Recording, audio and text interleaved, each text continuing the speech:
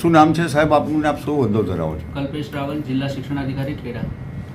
રાજકોટની દુર્ઘટના બાદ ગુજરાત સરકારના શિક્ષણ વિભાગ દ્વારા કેટલાક આદેશો બહાર પાડવામાં આવ્યા, એ અનુસંધાને આપની કચેરી દ્વારા શું કાર્યવાહી કરવામાં આવી? જી, દર વર્ષે શિક્ષણ વિભાગ બોર્ડ દ્વારા અમારી પાસે કચેરી સહિત તાબાની જેટલી પણ શાળાઓ છે એ તમામ શાળાઓમાં ચકાસણી કરી અને સેલ્ફ ડિક્લેરેશન ફાયર એનઓસી જે પણ લાગુ પડતું હોય એ અંગેની વિગતો એકત્રિત કરી અને ઉપર મંગાવવામાં આવતી હોય છે અને અમારા દ્વારા સમયસર મોકલવામાં આવતી હોય છે. રાજકોટની દુર્ઘટના બાદ ફરીથી આ સૂચના થતાં અમે અમારી કચેરી, તાબાની કચેરીઓ, સરકારી શાળાઓ, ગ્રાન્ટેડ શાળાઓ, સેલ્ફ ફાઇનાન્સ શાળાઓમાં ચકાસણી હાથ ધરવામાં આવેલ છે.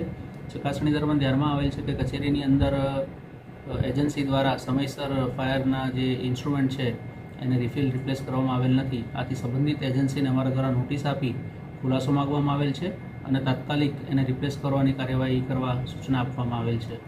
આપના તાબાની હેઠળ જે સંસ્થાઓ અને જે સ્કૂલો ચાલી રહી છે તેની અંદર નવા સત્રથી અંદાજે કેટલા વિદ્યાર્થીઓની અવર જવર રહેશે?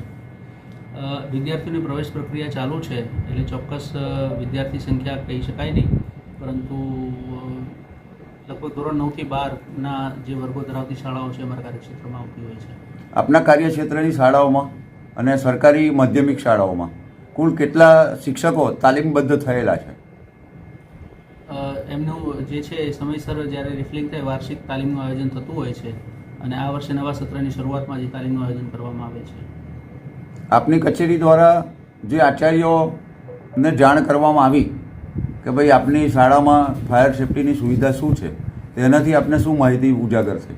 બસ અમારે ગયા વર્ષની શૈક્ષણિક માહિતી, ગયા વર્ષના શૈક્ષણિક અંત સુધીમાં માહિતી અમારી પાસે આવેલી હતી જે અમે ઉપર મોકલી આપેલ છે. નવા વર્ષની સત્રની શરૂઆતના અનુસંધાને પુનઃ આખા જિલ્લામાં વિષયની ગંભીરતાને ધ્યાને લઈ અને તમામ શાળાઓની ચકાસણી હાથ ધરવી જરૂરી જણાય છે, એટલે તે ચકાસણી અમારા દ્વારા હાથ ધરવામાં આવે છે. આપ જ જે કચેરીમાં બિરાજમાન છો ને જે કચેરીની અંદર એવું કહેવાય કે ગુજરાત સરકારનો ગંભીર પ્રકારનો મોટામાં મોટો દસ્તાવેજો હોય અને એવી જે રૂમ હોય અને એવી કચેરી જે હોય ત્યાં ફાયર સેફ્ટી એજન્સી દ્વારા ગંભીર બેદરકારી દાખવવામાં આવી છે અને ફાયર ઇન્સ્ટ્રુમેન્ટની કોઈ ચકાસણી કરવામાં નથી આવી, જેની એક્સપાયર ડેટ પણ થઈ ગઈ છે. તો એ અનુસંધાને આપ શું કાર્યવાહી કરશો? જે બિલકુલ એજન્સીની બેદરકારી ગણી શકાય અને એજન્સીના અનુસંધાને નોટિસ આપી એનો ખુલાસો માંગવામાં આવેલ છે. તાત્કાલિક ધોરણે એ કાર્યવાહી પૂર્ણ કરવા સૂચના આપવામાં આવેલ છે. અને જ્યાં સુધી રેકર્ડની વાત છે ત્યાં સુધી રેકર્ડ અમે જે અહીંયા અમારું વધારાનું રેકર્ડ છે જેનો નિયમિત ઉપયોગમાં નથી રહેતું એને અમારી સરકારી શાળાના મકાનમાં સલામત જગ્યાએ પણ એને તબદીલ કરવાનો નિર્ણય કરવામાં આવેલ છે, જે ટૂંક સમયમાં જ હાથ ધરવામાં આવશે.